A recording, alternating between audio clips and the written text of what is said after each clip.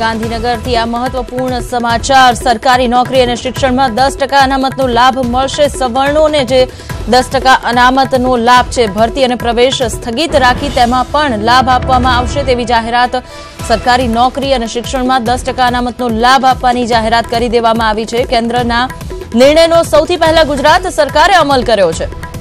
તો ગુજરાત સરકાર 14મી જાન્યુઆરી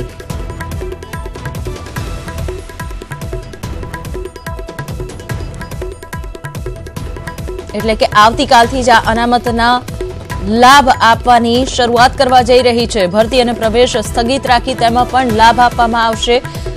ગરીબ સવર્ણોને તેમના માટે 10% અનામતનું પ્રાવધાન કર્યું છે કેન્દ્ર સરકારે। તેનો અમલ સૌથી પહેલા ગુજરાત સરકાર કરવા જઈ રહી છે। 14મી જાન્યુઆરી પહેલાની પરીક્ષાઓમાં અનામત લાગુ નહીં પડે, આ પણ સ્પષ્ટતા સાથે કરવામાં આવી છે। આ જ વિષય પર વધારે માહિતી મેળવીશું સંવાદદાતા મયુર માકડિયા પાસેથી। મયુર, જે રીતે આખો નિર્ણય છે તેનો અમલ ગુજરાત પહેલીવાર સૌથી પહેલા કરવા જઈ રહ્યું છે, ગુજરાતમાં આશરે એવા કેટલા સવર્ણો છે જેમને આ લાભ મળી શકે છે 10% અનામતનો? બિલકુલ કલ્પના, તમને જણાવી દઉં કે જે રીતે કેન્દ્ર સરકાર દ્વારા ईबीसी નું બિલ પાસ કરવામાં આવેલું લોકસભા અને રાજ્યસભાની અંદર બિલ પારિત થઈ ગયેલું, ત્યારબાદ હવે કાયદાનું સ્વરૂપ તે લેવા જઈ રહેલું છે। પરંતુ ગુજરાત રાજ્ય સરકાર દ્વારા આ પહેલા પણ ईबीसी એ આપવામાં આવેલું હતું અને જે હાઈકોર્ટમાં પડકારવામાં આવેલું હતું, ત્યારબાદ રોક લાગેલી હતી। એટલે કે કહી શકાય કે ગુજરાત રાજ્ય સરકારના સામાજિક ન્યાય અધિકારીતા વિભાગ દ્વારા આના જે નિયમો છે પહેલેથી જ બનાવવામાં આવેલા હતા અને હવે તેનો અમલ વહેલામાં વહેલી તકે થાય તે માટે મુખ્યમંત્રીએ આદેશ આપી દીધેલા છે। દેશની અંદર સૌપ્રથમ રાજ્ય ગુજરાત એવું બનવા જઈ રહેલું છે કે જેની અંદર ईबीसी નો અમલ તાત્કાલિક ધોરણે ચાલુ થશે।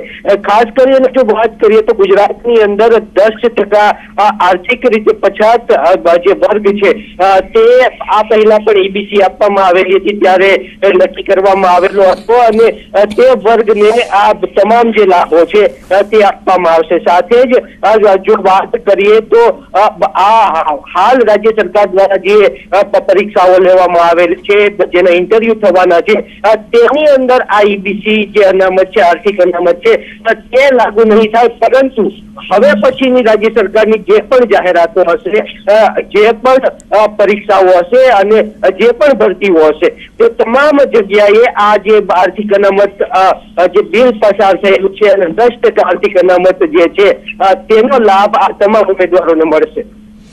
ચોક્કસ, જે રીતે તમામ ઉમેદવારોને 14મી જાન્યુઆરીથી જે પણ ભરતી પ્રક્રિયા છે, પ્રવેશ પ્રક્રિયા છે, તેમાં આ લાભ મળવા જઈ રહ્યો છે।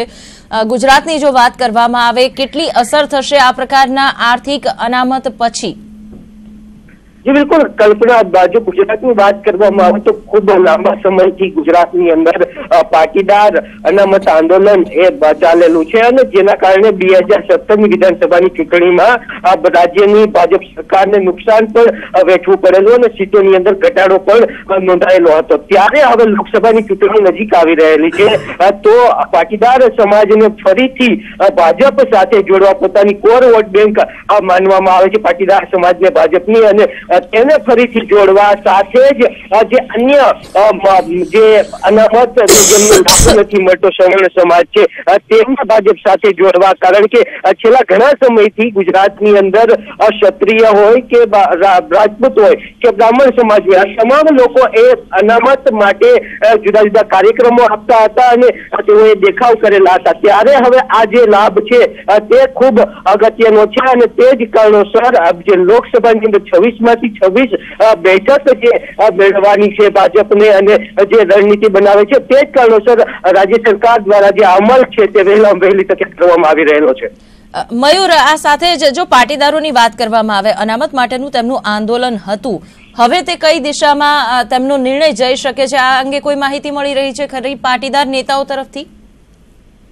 બિલકુલ કલ્પના, જે રીતે જયારે આ આર્થિક અનામતની જાહેરાત કેન્દ્ર સરકાર દ્વારા કરવામાં આવેલી હતી ત્યારે ન્યૂઝ 18 સાથે ખાસ વાતચીતમાં હાર્દિક પટેલે કીધેલું હતું કે જો સરકાર દ્વારા આપવામાં આવશે તો તેમનું જે આ આંદોલન છે તે સંપૂર્ણ પૂર્ણ થશે, પરંતુ લોકોના જે મુદ્દાઓ છે તેને સાથે લઈ અને તે પોતાની આગળની જે લડાઈ છે તે લડે છે। ત્યારે હવે જોવાનું રહે છે કે આ જે આર્થિક અનામતનો જે લાભ છે કઈ રીતે મળે છે અને કેવી રીતે મળે છે, એ આ તમામ વસ્તુઓ પાટીદાર જે નેતાઓ છે તે બધું વિચારશે, તે જોશે અને ત્યારબાદ જે પોતાની જે રણનીતિ છે તે જાહેર કરશે। સાથે જ તેઓ જે લોકસભાની ચૂંટણી નજીક આવી રહેલી છે તો ક્યાંક ને ક્યાંક રાજકીય પાર્ટીઓ સાથે સંપર્કમાં છે અને કહી શકાય કે હાર્દિક પટેલ લોકસભાની ચૂંટણીમાં પણ કોઈ રાજકીય પક્ષની જે ટિકિટ છે તેના ઉપર બેઠક છે તેના ઉપર તેમને ટિકિટ મળી શકે છે અને